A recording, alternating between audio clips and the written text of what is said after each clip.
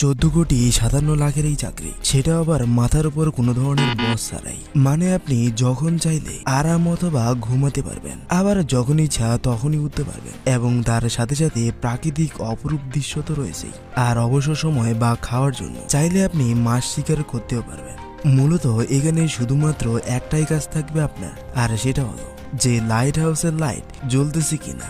ভাবুন তো, শুধুমাত্র একটা কাজই আপনার, আর এর জন্যই পাবেন প্রায় 14,57,00,000 টাকা, যা আবার সময়ের সাথে সাথে 30 কোটি ছাড়িয়েও যেতে পারে। কিন্তু এখন প্রশ্ন হলো যে এই কাজটা কি আসলেই এতটা সহজ? কি মনে হচ্ছে আপনার? ওকে, আমি বলতেছি না, এটা এতটা সহজ কাজ না। অবাক করা বিষয় হলো এটাই আবার পৃথিবীর সব থেকে কঠিন চাকরির মধ্যে একটা।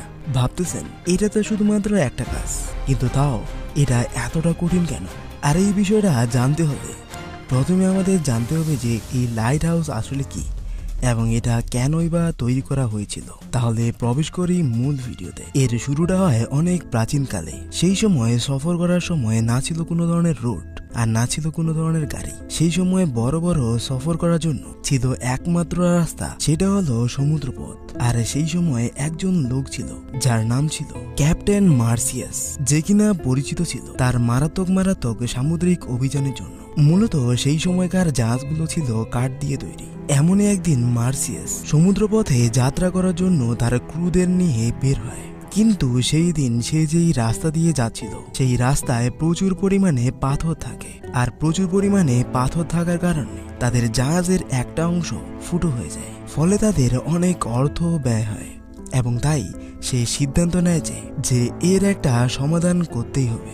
আর এটা তো হলো মূলত একটা কারণ। দ্বিতীয় নম্বর কারণটা হলো আমরা সবাই জানি যে এই পৃথিবীতে অনেকগুলো সাগর রয়েছে, আর যদি বলি প্রশান্ত মহাসাগরের কথা তাহলে তো হয়ে গেল যে এই সাগরটা এতটা বড় যে এখানে আমাদের চাঁদের মতো 5টা চাঁদকে যদি একটা লাইনে রাখা হয় তাহলেও এর আয়তনের সমান হবে না। তাহলে বুঝতেই পারতেছেন যে প্রশান্ত মহাসাগরটা কতটা বড়। তাই অনেক সময় পাইরেটসরা বা সমুদ্রপথে যাত্রাকারী অভিযানিকরা সমুদ্রপথে যাতায়াতের সময় ধারণা করতেই পারে না যে তাদেরকে কোন দিকে যেতে হবে, মানে ভূমি কোন দিকে রয়েছে।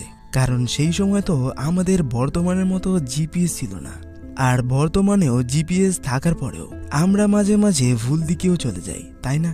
তাই ভাবুন একবার তাদের কথা। আর যদি সমুদ্রপথে যাতায়াতের সময় ঝড় বা তুফান হয় তাহলে তো হয়ে গেল। আবার মাঝে মাঝে এমন পুরনো ঘটনা আমাদের সামনে আসে যে পাইরেটসরা ঝড়ের কবলে পড়ে সমুদ্রের মাঝখানে পৌঁছে গিয়েছিল, আর সেখানে তাদের কাছে না ছিল খাবার, না ছিল পান করার মতো পানি, আর